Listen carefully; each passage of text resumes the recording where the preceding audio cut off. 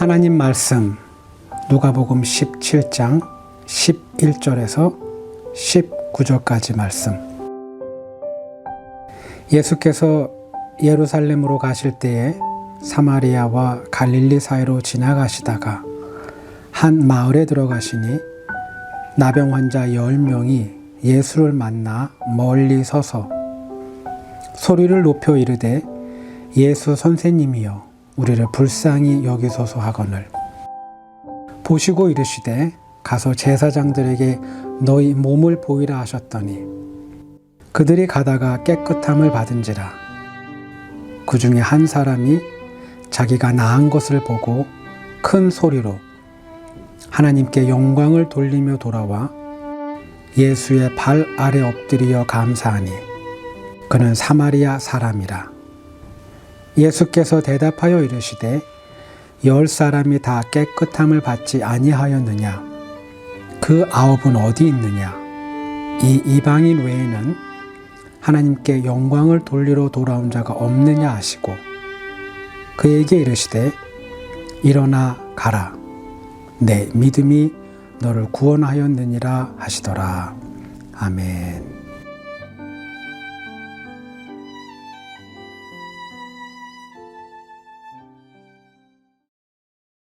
예수 그리스도를 만난 사람들 가운데 막달라 마리아가 있습니다. 막달라 마리아.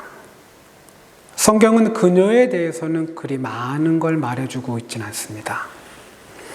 그러나 성경이 한 가지는 분명히 말해주고 있는 게 있습니다. 그녀가 7 악령, 7개의 귀신에 붙잡혀 있었다고 소개합니다. 유대인들의 문화에서 7은 완전함, 완벽함을 의미합니다. 그러므로 그녀가 정말 실제로 7개의 귀신이 들린지는 알 수는 없습니다. 그러나 한 가지 분명한 건, 뚜렷한 건 그녀는 완전히 미친 사람이었다는 겁니다. 그건 틀림없는 사실입니다. 성경은 그녀의 나이에 대해서도 많은 걸 말해주고 있지는 않습니다. 어떤 성경학자는요, 그녀를 젊은 여인으로 봅니다. 그리고 어떤 성경학자는 그녀를 한 50세 이상의 중년의 여성으로 보기도 합니다. 남자 12명으로 구성된 예수님의 제자들 틈에서 예수님을 따라다닌 것으로 봐서는 그녀가 매우 젊은 여성이었을 것 같지는 않습니다. 또한 이스라엘의 사막을 돌아다니면서, 그 거친 사막을 돌아다니면서 예수님의 사역에 굉장한 도움을 주었기 때문에 그녀가 좀 연세가 있는 중년 이상의 여인으로 보기도 쉽지 않습니다. 그럼 이제 중요한 건 그녀는 어쩌다가 이런 불행을 겪게 되었는가입니다. 그리 젊지도, 그렇다고 그리 나이가 많지도 않은 나이에 그녀는 왜 완전히 미친 사람이 되었을까? 어쩌면 그녀의 이름 앞에 붙은 한 단어, 막달라, 이 한 개의 단어가 그 답을, 어쩌면 그녀의 불행을, 그 이유를 가르쳐 줄 수도 있습니다. 예수님의 공생애는 갈릴리 땅에서 시작을 합니다. 갈릴리 땅. 여러분, 이스라엘 땅 안에는 많은 지역이 있습니다. 굉장히 많은 지역이 있어요. 근데 예수님은 유독 갈릴리를 선택하셨습니다. 그리고 그 땅에서 하나님의 아들로서의 공식적인 첫 사역을 시작합니다. 왜 하필 그 땅이었을까? 어쩌면 갈릴리는요, 이스라엘 땅에서 가장 헐벗고 가장 비참하며 가장 절망적이었는 땅이었는지 모릅니다. 갈릴리가 이처럼 고통스러운 땅이 된 것은 바로 그곳에 로마 군대가 주둔해 있었기 때문입니다. 그리고 막달라, 이는 한 지역의 이름이고 그 지역은 그 갈릴리 땅 한복판에 위치해 있습니다. 세계 최강의 군대, 로마 군대. 그들이 하고 싶어 하는 것, 그들이 원하는 것, 그걸 막을 수 있는 그 어떤 힘도 갈릴리 땅 안에는 존재하지 않습니다. 오래전입니다. 제가 한국에 살 때 거의 한 20년 전입니다. 저는 한번 동두천에 한번 가본 적이 있습니다. 동두천. 낮인데도요, 상당수의 가게들은 문이 닫혀 있습니다. 근데 저녁이 되면요, 해가 떨어지고 저녁이 되면 서서히 가게들이 문이 열립니다. 그리고 미군들을 상대로, 미군들을 주요 고객으로 해서 그분들이 영업을 시작합니다. 대다수의 분들은 음식점, 숙박업소, 그리고 술집을 운영하면서 생활하고 있습니다. 그리고 상당수의 젊은 여성들은 미군들을 상대하며 돈을 벌고 있었습니다. 미군이요, 자신을 상대하는 여성이 마음에 들지 않아 구타를 하고 폭행을 해도 경찰은 출동하지 않는다고 합니다. 출동하지 않아요. 심한 경우 경찰이 출동을 하면 피해 여성을 잡아갑니다. 미군은 풀어줍니다. 이 당시만 해도 미군이 한국인에게 중대한 범죄를 저질러도 그들을 한국 법정에 세울 수 없습니다. 물론 21세기가 되었어도 그 상황은 많이 달라지지 않습니다. 극히 일부만 간추려 봅니다. 2011년 2월 26일 미군 병사가 70대 노부부를 흉기로 굿하고 할머니를 폭행하려고 하지만 미수에 그칩니다. 그해 9월 17일 미군 병사가 도서실에 몰래 들어가 10대 소녀를 몇 차례 폭행하고 그 아이의 노트북을 훔쳐 달아납니다. 훌쩍 건너뛰겠습니다. 2020년 1월 5일 미군 병사가 택시에 동승한 여성에게 부적절한 행동을 합니다. 2021년 5월 29일 바로 재작년입니다. 술에 만취한 미군 병사가 길을 가던 민간인 3명을 심하게 때립니다.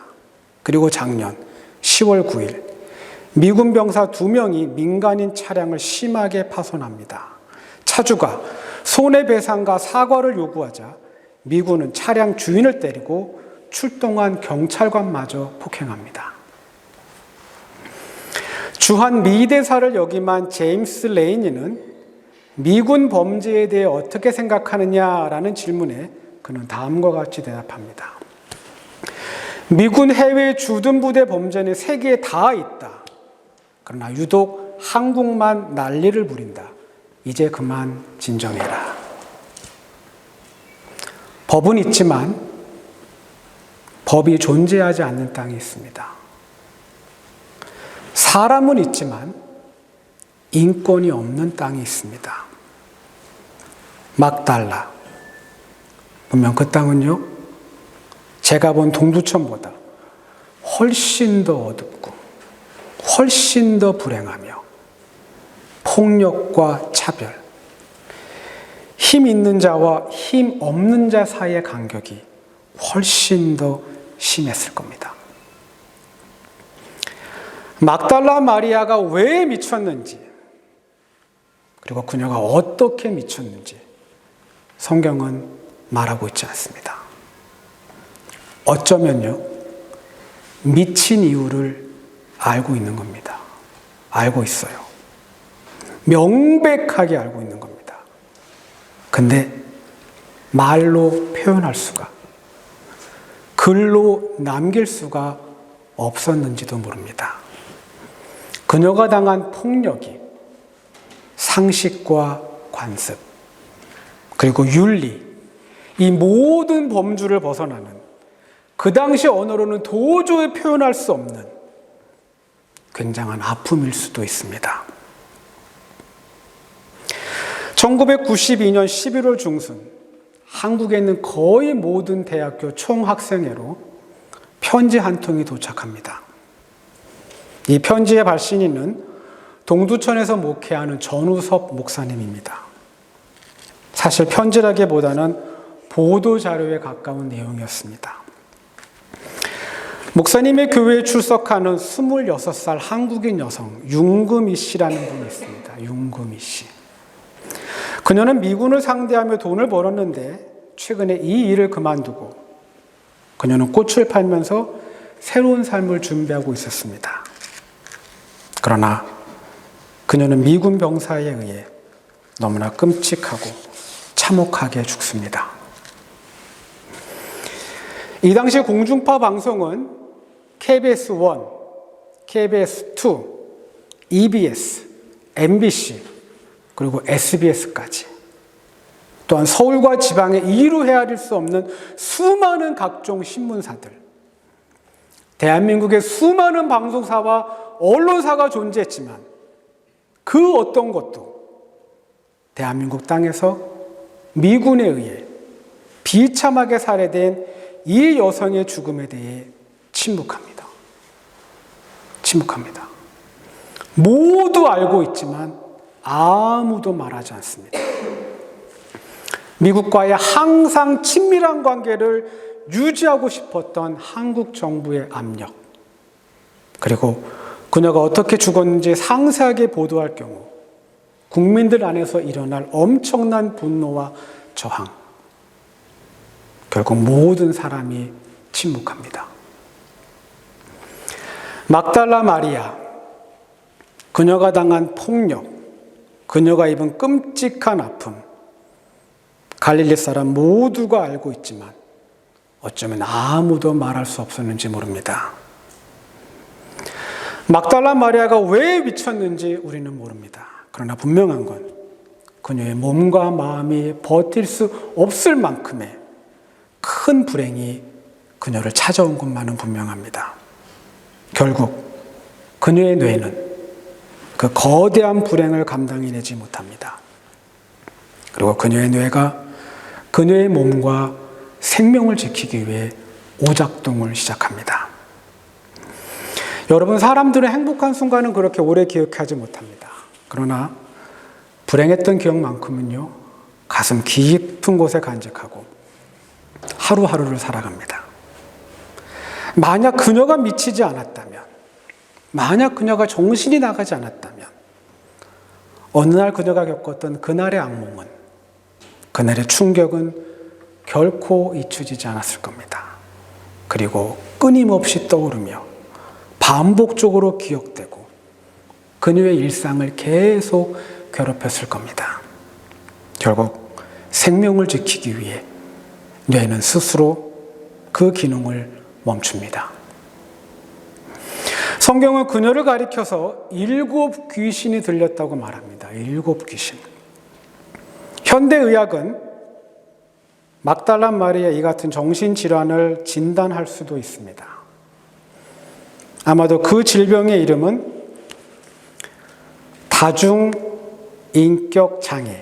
다중인격장애일 수 있겠고요. 그 다음에 두 번째 말이 한국말로도 좀 어려운데요. 이게 자아가 분해되는 질병이라고 합니다. 우린 다 한 가지 자아를 갖고 있는데 이런 분들은 자아가 몇 개로 쪼개지는 겁니다. 현대의학은요, 이 정신질환의 특징을 한 가지로 꼽습니다. 그건 바로 기억력 상실입니다. 모든 걸 잊어버리는 겁니다. 인간은 극심한 고통과 마주하게 될 때 원래 자신이 가지고 있던 자아가 분열할 수 있다고 합니다. 그리고 과거의 모든 사건을 잊어버린 채 고통과는 아무 상관없는 새로운 자아가 출현한다는 겁니다. 예를 들면 고통을 인식하지 못하는 어린아이의 모습으로, 아니면 고통을 주는 가해자의 인격으로, 아니면 고통에는 1도 관심이 없는 섬찟할 정도로 무자비하게 보이는 감정이 메마른 사람의 인격으로. 자아가 분열되는 아픔을 겪은 후 마리아는 7개의 전혀 다른 인격을 갖게 됩니다. 이제 그녀는 과거를 기억하지 못하는 완전히 미친 사람입니다. 그러나 그녀의 삶에 놀라운 일이 벌어집니다. 그녀가 예수님을 만납니다. 예수 그리스도를 만납니다. 하나님의 아들 예수 그리스도, 그분은 그녀를 보자마자 그녀가 겪어야 했던 모든 아픔, 그녀가 당해야 했던 모든 불행들, 그분의 가슴속에 그대로 담겼을 겁니다. 마음 한켠이 너무 아프고 너무 미안하며 슬픔에 말문이 막혔을지 모릅니다. 하나님의 아들 예수 그리스도, 그분이 막달라 마리아를 고쳐줍니다. 망가졌던 마리아의 뇌가 이제 정상적인 생각을 할 수 있도록 그녀를 고쳐줍니다. 그분의 치료는 이거로 끝나지 않았을 겁니다. 그녀의 어두웠던 기억들, 그녀의 불행했던 순간들, 다시 기억하고 싶지 않은 끔찍한 아픔들, 이것들이 그녀를 지배하지 않도록 그녀에게 한없는 주의 사랑을, 하나님의 은혜를 부어주었을 겁니다. 우리가, 여러분과 제가 하나님의 아들 예수 그리스도를 만나는 이유가 바로 여기에 있습니다. 누가복음 17장에는 예수님을 만난 10명의 문둥병자가 나옵니다. 문둥병자. 이들은 어느 날 자신들이 살고 있는 마을에 예수님이 왔다는 뜻밖의 소식을 듣게 됩니다. 이들은 사람들이 두려워서요, 예수님께 가까이 가지는 못합니다. 왜냐하면 이 당시 문둥병자들은 고립된 생활을 해야 되기 때문에 정상적인 사람들과 함께 어울려 살 수 없습니다. 근데 예수님이 왔다는 소식을 들어요.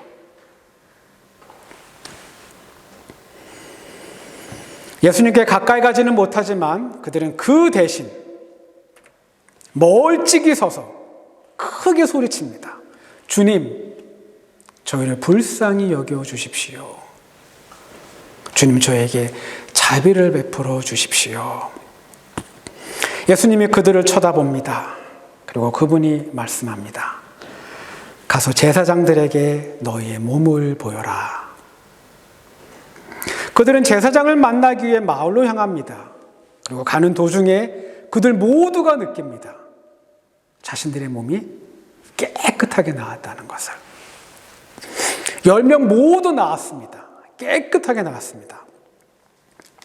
그러나 오직 한 사람이 주님을 다시 찾아옵니다. 그 사람이 병이 나은 것을 알고 너무 기쁘고 감사한 마음에 그는 예수님을 다시 찾아옵니다. 예수님이 그에게 묻습니다. 10사람이 다 깨끗해지지 않았느냐? 그런데 9사람은 어디에 있느냐? 아마 예수님의 이 질문을 들은 이 사람은 뭔가 자신의 죄를 지은 것처럼 부끄러워 고개를 숙였을지 모릅니다. 예수님은 자신을 다시 찾아온 그 한 사람에게, 오직 그 한 사람에게 이야기합니다. 너의 믿음이 너를 구원했다. 10명의 사람 모두 병이 나았습니다. 그러나 단 한 사람만 주님께로 돌아옵니다. 그리고 그는 너의 믿음이 너를 구원했다. 너의 믿음이 너를 살렸다. 예수 그리스도의 그 진심 어린 축복의 말씀을 듣게 됩니다. 결국 예수님을 다시 찾아온 이 한 사람은 그의 몸뿐만 아니라 그의 병든 마음, 그의 병든 생각도 분명히 회복되었을 겁니다. 그의 불행, 그의 아픔, 그리고 그의 연약함, 그의 허물까지도 하나님의 은혜로 변화되는 놀라운 체험을 했을 겁니다. 여러분, 저는 확신할 수 있습니다. 예수님을 찾았고 또 다시 찾은 이 한 사람은요, 분명 9사람과는 다른 삶을 살았을 것이라고. 그는 분명 다르게 살았을 겁니다. 그는 살면서 만나게 되는 수많은 어려움과 난관들을 만나도 능히 극복하며 이겨낼 수 있는 하나님 주신 놀라운 은혜를 소유했을 겁니다. 여러분, 우리 하나님의 아들 예수 그리스도를 찾아야 합니다. 찾아야 합니다. 그리고 그분을 만나야 합니다. 살아있는 동안요, 그분의 도움을, 그분의 은총을 계속 구해야 합니다. 내 힘으로 살아가는 게 아닙니다. 내 힘으로. 구원은 회복의 은혜입니다. 고통의 자리를 떠나고 원망의 자리를 떠나며 그리고 슬픔과 아픔의 자리를 떠나기 위해 다시 이렇게 살아있는 것에 감격하고 다시 꿈을 꾸기 위해 그리고 병든 우리의 몸과 마음을 치료받기 위해 우리는 하나님의 아들 예수 그리스도를 찾아야 합니다. 그분을 끊임없이 찾아야 합니다. 이 소망이, 이 간절함이 여러분과 저의 삶 속에 가득하기를 주님의 이름으로 부탁드립니다. 기도합니다. 나의 삶의